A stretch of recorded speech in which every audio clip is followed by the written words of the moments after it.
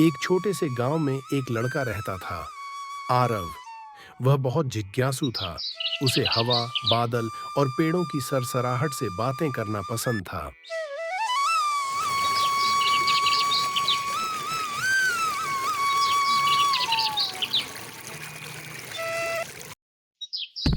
एक दिन जब आसमान में काले बादल घिर आए,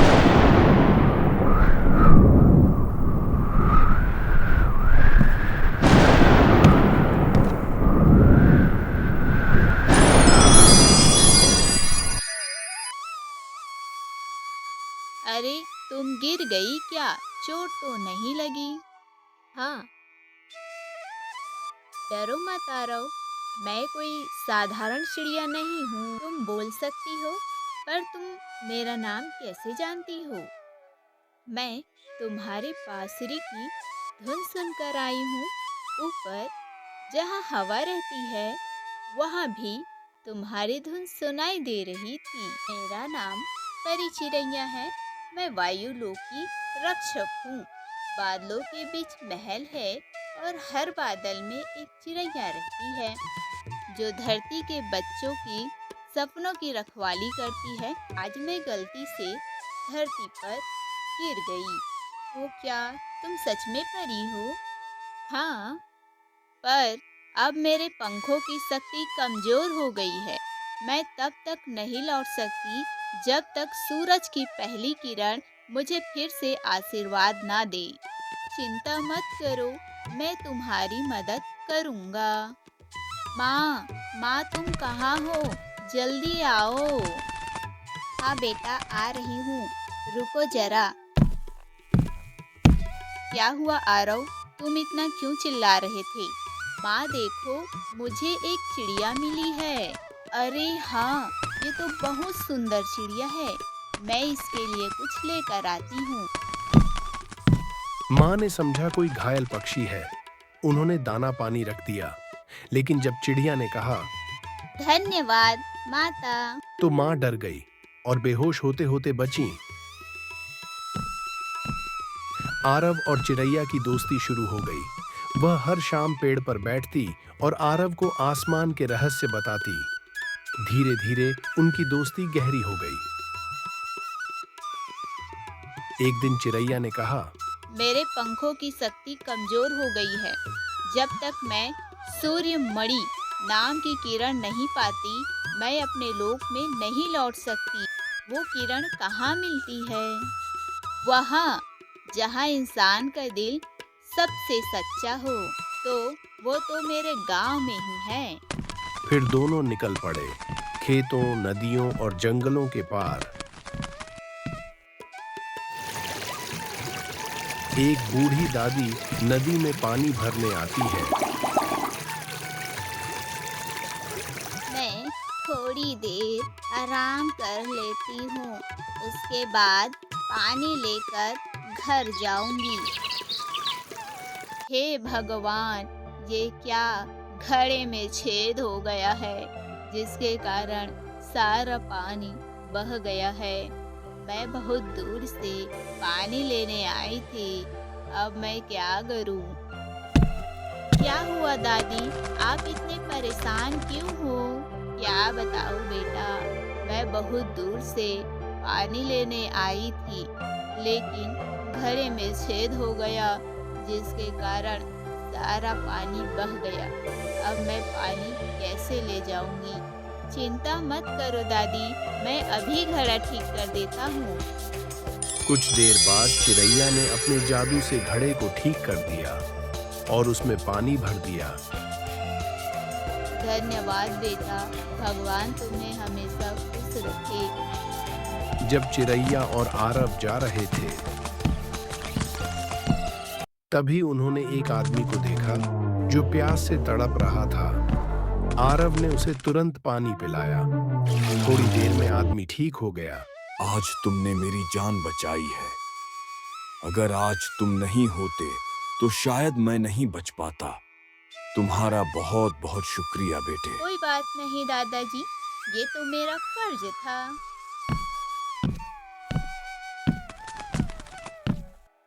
क्या हुआ आरव? क्या हुआ? अब मुझसे नहीं चला जाता।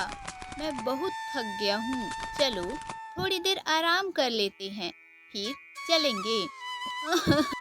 चिड़ैया, तुमने सुना? किसी के रोने की आवाज आ रही है। आवाज इधर से आ रही है। जल्दी चलो। क्या हुआ? तुम इस जंगल में क्या कर रही हो? मैं अपने दोस्तों के साथ खेल रही थी, लेकिन खेलते खेलते मैं जंगल में आ गई और अपने घर का रास्ता भूल गई। मुझे घर जाना है। ठीक है, मैं तुम्हें घर पहुंचा दूंगा।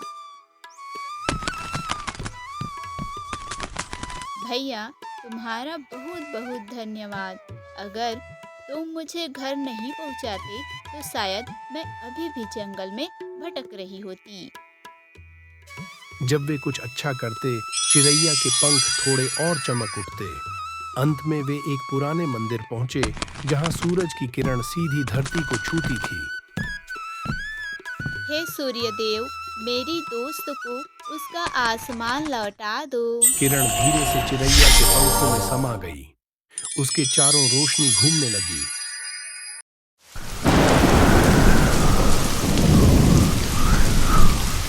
एक सुबह मौसम बहुत खराब हो जाता है। आरव ने देखा चिड़ैया बहुत बेचैन क्या है। हुआ? वायु लोक का द्वार खुल गया है। आरव, मुझे वापस जाना होगा। आरव की आंखों में आंसू थे। पर तू जाएगी तो मैं अकेला हो जाऊंगा। चिड़ैया ने उसके सिर पर चोंच रखी। दोस्ती कभी खत्म नहीं होती, बस रूप बदल लेती है। पर तुम लौटोगी ना? जब भी तू आसमान की ओर देखेगा और मुस्कुराएगा, मैं वहीं रहूंगी, हवा बनकर, धुन बनकर, तेरी बांसुरी की आवाज में। और ये लो, ये मेरा पंख, इसे संभाल कर रखना। इतना कहकर उसने अपने पंख फैलाए। उसके चारों ओर सुनहरी रोशनी का गोला बन गया। हवा थम गई और वह आसमान की ओर उड़ गई, बादलों के बीच खो गई जहां से वह आई थी। आरव ने पंख लिया और देखा कि वो हल्का नीला चमक रहा है। उसके बाद कई साल बीत गए। आरव बड़ा हो गया, पर नीला पंख अब भी उसके पास था। कभी कभी जब वो बांसुरी बजाता, हवा में वही नीली चमक लौट आती, जैसे चिड़ैया अब भी कहीं पास हो।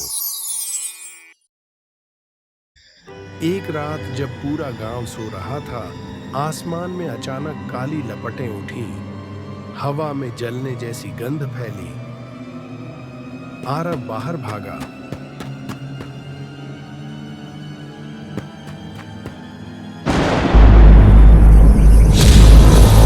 बहुत ढूंढा तुझे आरव, वो नीला पंख कहाँ है?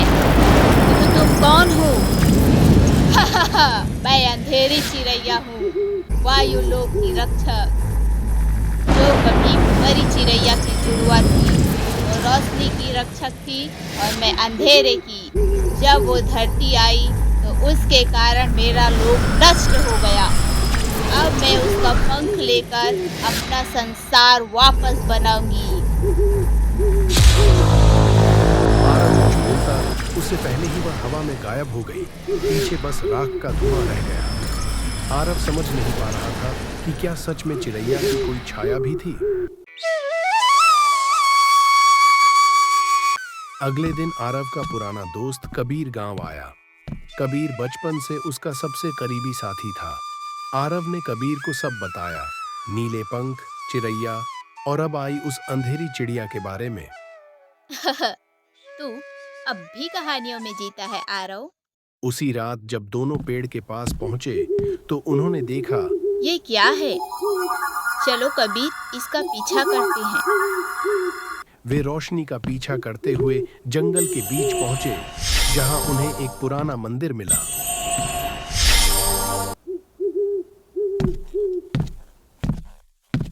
अंदर दो विशाल चिड़िया की मूर्ति थी, एक परी चिड़ैया की और दूसरी अंधेरी चिड़ैया की। बीच से प्रकाश निकल रहा था। ये क्या है? यह वायु लोक का द्वार है, जो रोशनी और अंधकार के बीच की सीमा है। अचानक हवा गरजने लगी।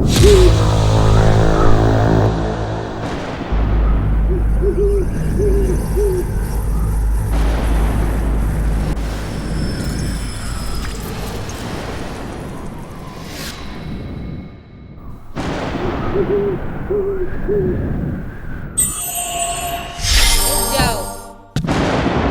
आरव, बांसुरी बजा।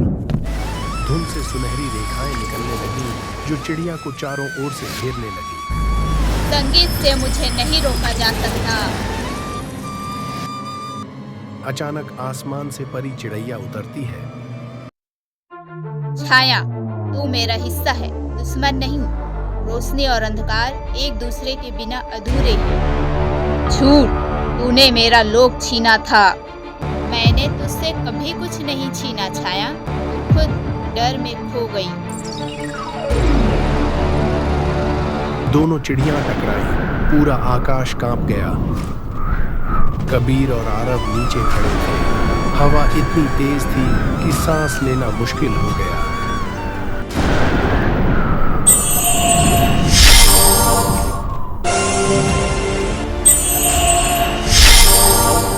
आरव ने बांसुरी की धुन ऊंची कर दी और तब दोनों चिड़िया एक दूसरे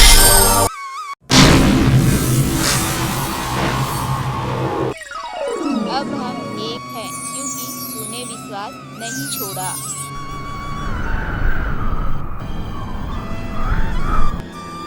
आरव ने पंख को आसमान की ओर उठाया। वह चमक उठा और धीरे धीरे हवा में घुल गया।